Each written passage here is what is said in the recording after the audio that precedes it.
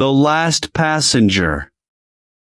The machine stood in the center of a dimly lit basement, humming softly like a sleeping animal.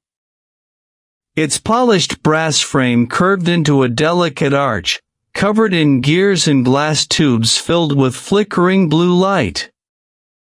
Wires snaked across the floor, connecting it to a generator that pulsed with a low, steady rhythm. Dr. Marin Holt ran her fingers along the controls, her heart pounding. After 30 years of sleepless nights and endless equations, the impossible had become real. Time travel was no longer a dream, it was breathing in front of her. She slipped her father's watch into her pocket, the one he left behind when he vanished. It was the reason she built the machine, the reason she sacrificed friends, family, and her own sanity. He had been gone for 32 years, disappearing in a flash of light during an experiment she was too young to understand. Now she would find him. The coordinates were set, June 14, 2045, 3:15 p.m. The day he vanished. She stepped into the machine's cradle, strapped herself in, and took a deep breath. With a flick of a lever, the basement dissolved into a blinding white void. Time folded. The world spun backward. She felt herself stretched thin, pulled through an endless corridor of moments, wars fought in reverse, cities crumbling into blueprints, stars collapsing and reigniting. And then, silence. She landed in a laboratory bathed in sunlight. The smell of coffee and solder filled the air. Her father was there, hunched over a desk, younger than she remembered but with the same silver-streaked hair and wire-rimmed glasses. He was frantically adjusting a small, glowing core, the prototype time engine. "Dad," she whispered. He turned, startled. His eyes widened as he saw her. Recognition flickered in his gaze. "Marin?" She froze. She hadn't planned for this moment. What would she say? That she'd spent her life chasing his ghost? That she'd built the machine to bring him back? "You're not supposed to be here," he said sharply, stepping toward her. "You disappeared," she said, her voice trembling. "You left us. I came to bring you home." His expression softened. "Marin, I didn't leave you. I was sent." He gestured toward the glowing core. "This machine isn't a doorway.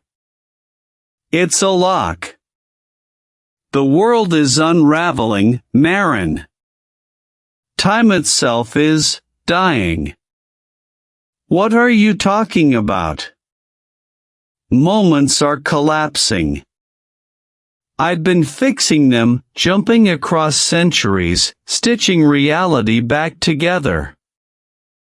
If I stop, everything falls apart. I didn't choose to leave.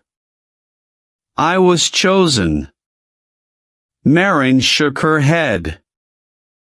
"No. No, you can come home. We can destroy this thing, we can." Her father grabbed her shoulders. "If I leave, time ends." "You don't understand. The timeline is alive, and it's sick. I'm its doctor." Tears welled in her eyes. "You abandoned me. I saved you, he whispered. The ground trembled. The walls flickered like static. Alarms blared as the glowing core pulsed erratically. Another fracture, he muttered, rushing back to the controls. Marin's training kicked in. She scanned the readout's entropy spikes, collapsing event strands, paradox convergence. She realized what her father had been doing all these years, keeping reality from tearing itself apart. And he was losing. Let me help, she said.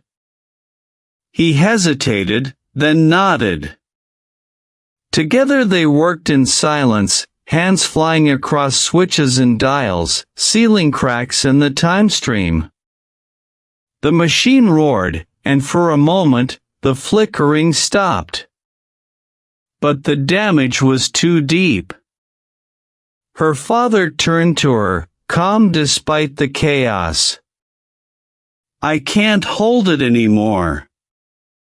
The machine needs a new anchor, a new traveler. Marin's heart sank. She understood instantly. Someone had to take his place. No, she said. You can't ask me to. You're the only one who can, he said softly. You understand this better than I ever did. You built your own machine. You found me. You're ready. Tears streamed down her face as he placed the glowing core in her hands. It pulsed like a heartbeat. I'm sorry, he whispered. Before she could speak, he pulled a lever. The machine roared to life, surrounding her in light. She reached for him, screaming, but he smiled a sad, proud smile. And then he was gone. Marin stood alone in a time corridor that stretched into infinity. Billions of threads of reality floated around her, each one glowing faintly. She felt them all, like strings on a cosmic instrument. Some frayed. Some snapped. She reached out instinctively, weaving them back together. She understood now. She wasn't trapped. She was the guardian of time. The weight of eternity settled on her shoulders, but she accepted it. Somewhere in the time stream, a little girl was playing with a broken watch, waiting for her father to come home. And though she would never see her again, Marin smiled. Because she had all the time in the world to protect her.